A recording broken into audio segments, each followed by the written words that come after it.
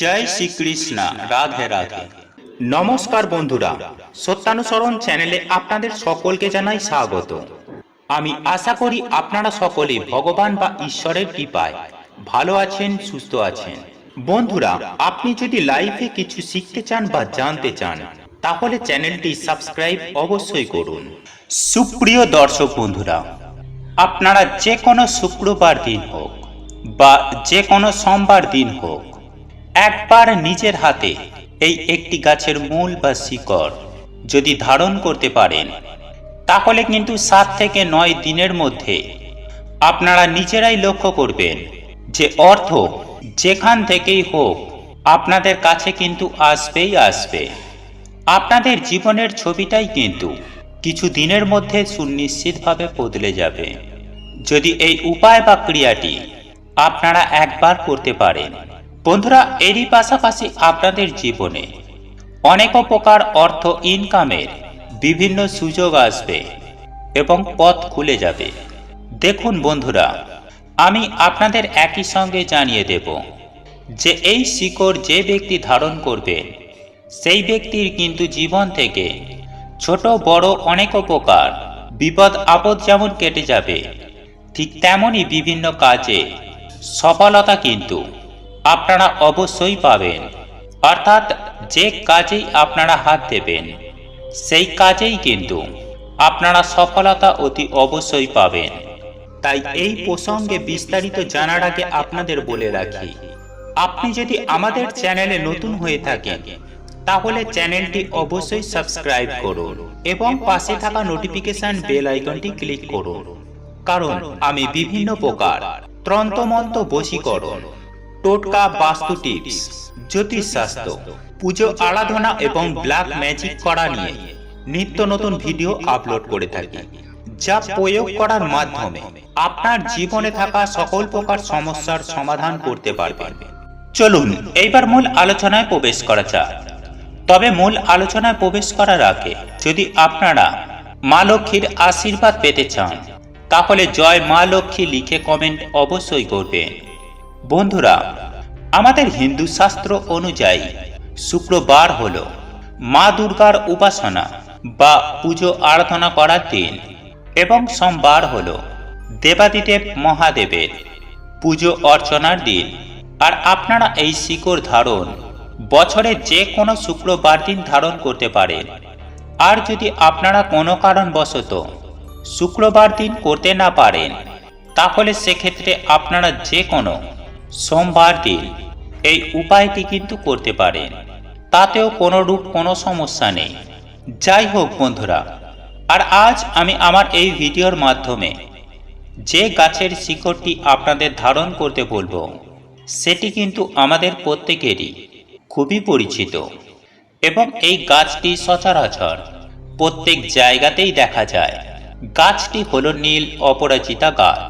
দেখুন বন্ধুরা, বহু প্রাচীন শাস্ত্রে বা তন্ত্রশাস্ত্রে এই নীল অপরাজিতা গাছের বিশেষ গুরুত্ব এবং ব্যাখ্যা দেওয়া রয়েছে এবং একই সঙ্গে আমি আপনাদেরকে জানিয়ে দেব যে এই নীল অপরাজিতা গাছের ফুল মা দুর্গার এবং দেবাদিদেব মহাদেবের অতি প্রিয়। তাই আপনারা বিশেষ কিছু নিয়ম বিধি মেনে এই শিকড়টি সঠিক নিয়মে নিজের শরীরে ধারণ করতে পারেন, সেক্ষেত্রে মা দুর্গা এবং দেবাদিদেব মহাদেবের বিশেষ কৃপা দৃষ্টি আপনারা লাভ করতে পারবেন এবং ওনাদের অশেষ কৃপায় আপনাদের মনে যেমন সুখ, শান্তি, সমৃদ্ধি প্রত্যেকটাই বিরাজ করবে, ঠিক তেমনই আপনারা প্রত্যেকটি কাজে সফলতা পাবেন। সেই সঙ্গে আপনাদের গোপন শত্রু দূর হবে তথা সর্বকর্মে আপনারা কিন্তু অপরাজেয় হয়ে উঠবেন মা দুর্গার আশীর্বাদে।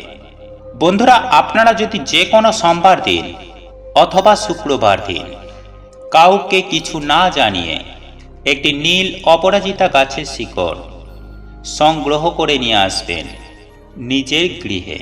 বন্ধুরা, যদি এই অপরাজিতা গাছ আপনার নিজের বাস্তু চত্বরে থেকে থাকে তাহলে তো কিছু বলারই নেই, সেটা অত্যন্ত ভালো।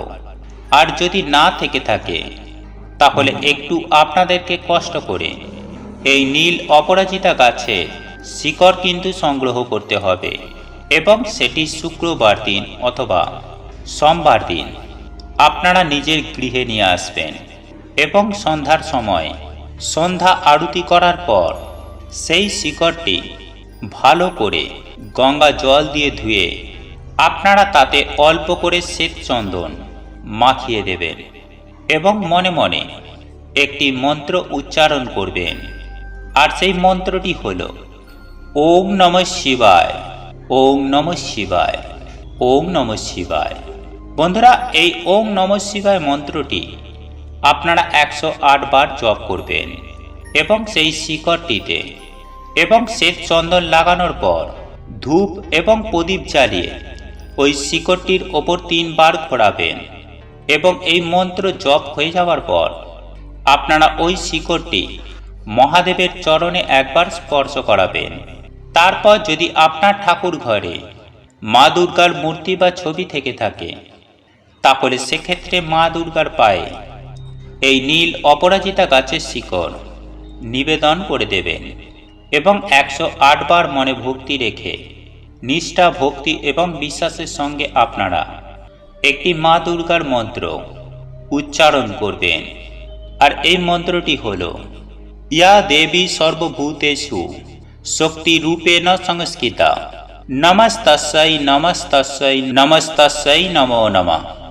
আগে হ্যাঁ বন্ধুরা, মায়ের এই চণ্ডী মন্ত্র আপনাদেরকে অতি অবশ্যই 108 বার পাঠ করতে হবে।